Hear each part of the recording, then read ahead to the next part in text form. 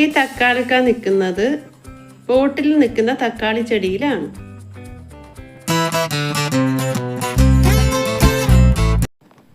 അസ്സലാമു അലൈക്കും. Hi friends, എല്ലാവർക്കും റിജ്നാസ് ചെന്നൈയിലേക്ക് സ്വാഗതം. ഇന്നത്തെ എൻ്റെ വീഡിയോ ബോട്ടിൽ കൃഷിയെക്കുറിച്ചുള്ളതാണ്. അപ്പോൾ നമുക്ക് വീഡിയോയിലോട്ട് പോകാം.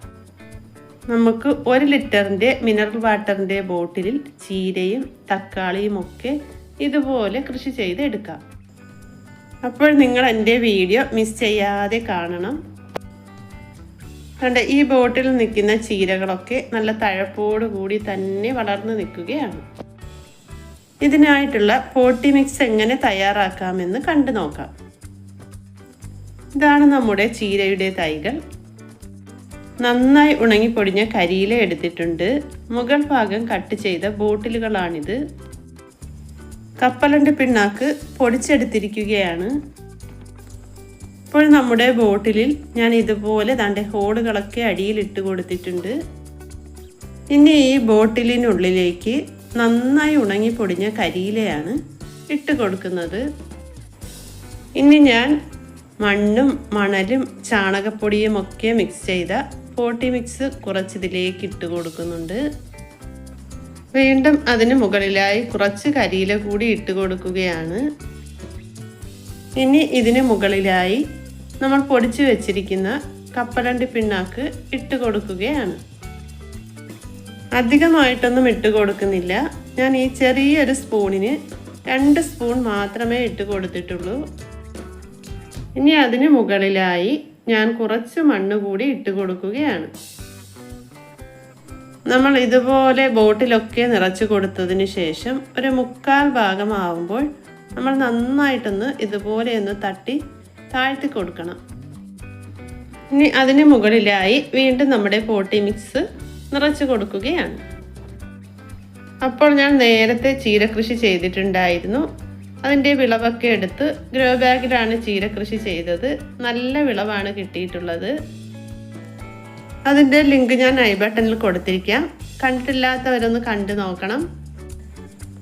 ഇനി ഞാൻ നമ്മുടെ ചീരത്തൈകൾ ഈ ബോട്ടിലേക്ക് മാറ്റി നട്ടു കൊടുക്കുകയാണ്. എൻ്റെ വീഡിയോ ആദ്യമായിട്ട് കാണുന്ന കൂട്ടുകാരാരെങ്കിലും ഒക്കെ ഉണ്ടെങ്കിൽ സബ്സ്ക്രൈബ് ചെയ്യാൻ മറക്കരുത്. അതുപോലെ തന്നെ ലൈക്ക് ചെയ്യാനും ഷെയർ ചെയ്യാനും കമൻറ്റ് ചെയ്യാനും ഒന്നും മറക്കരുത്. മുകളിൽ നിന്ന് ഇതുപോലെ കുറച്ച് മണ്ണൊന്ന് മാറ്റി കൊടുത്തതിന് ശേഷം അതിനുള്ളിലായി ഞാൻ ചീരത്തൈ നട്ട് കൊടുത്തിട്ടുണ്ട്. ഞാനൊരു 8-9 ബോട്ടിൽ ഇതിനായി തയ്യാറാക്കി എടുത്തിട്ടുണ്ടായിരുന്നു. അതിനുള്ളിലേക്ക് ഞാൻ നമ്മുടെ ചീരത്തൈകളെല്ലാം നട്ട് കൊടുക്കുകയാണ്. ബോട്ടിനുള്ളിലായി ഞാൻ ചീരത്തൈകളെല്ലാം വെച്ച് കൊടുത്തിട്ടുണ്ട്. ബോട്ടിലിൽ ഇതുപോലാണ് ഞാൻ പോട്ടി മിക്സ് നിറച്ച് കൊടുത്തത്. ഇതുപോലെ നിറച്ച് കൊടുത്ത ബോട്ടിലിലെ ചീരത്തൈകളാണ് ഇപ്പോൾ തന്നെ കട്ട് ചെയ്യാൻ പാകത്തിന് നല്ല തഴപ്പോട് കൂടി തന്നെ വളർന്നു നിൽക്കുന്നുണ്ട്. ഇത് നമ്മുടെ മണിത്തക്കാളിയാണ്. ഇതിലെ തക്കാളി നന്നായിട്ട് പഴുത്ത് നിൽക്കുകയാണ്. ഈ തക്കാളിക്ക നിൽക്കുന്നത് ബോട്ടിൽ നിൽക്കുന്ന തക്കാളി ചെടിയിലാണ്.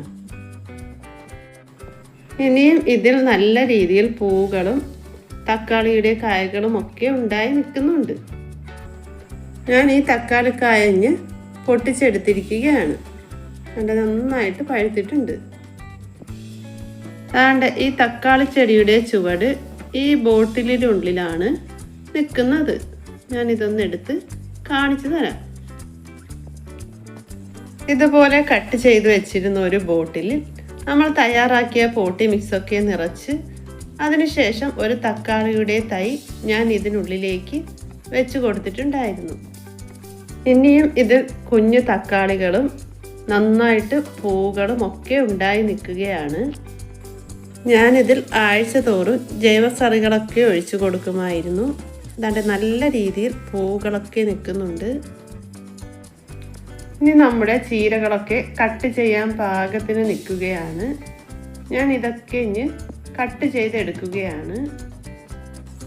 അപ്പോൾ നമ്മൾ ഉപയോഗം കഴിഞ്ഞ് വലിച്ചെറിയുന്ന ബോട്ടിലുകളൊക്കെ ഇതുപോലെ നമുക്ക് കൃഷിസ്ഥലത്ത് ഉപയോഗപ്പെടുത്താം. അപ്പോൾ ഇതുപോലെയൊക്കെ നമുക്ക് ചീരയും തക്കാളിയും ഒക്കെ കൃഷി ചെയ്തെടുക്കാൻ കഴിയും.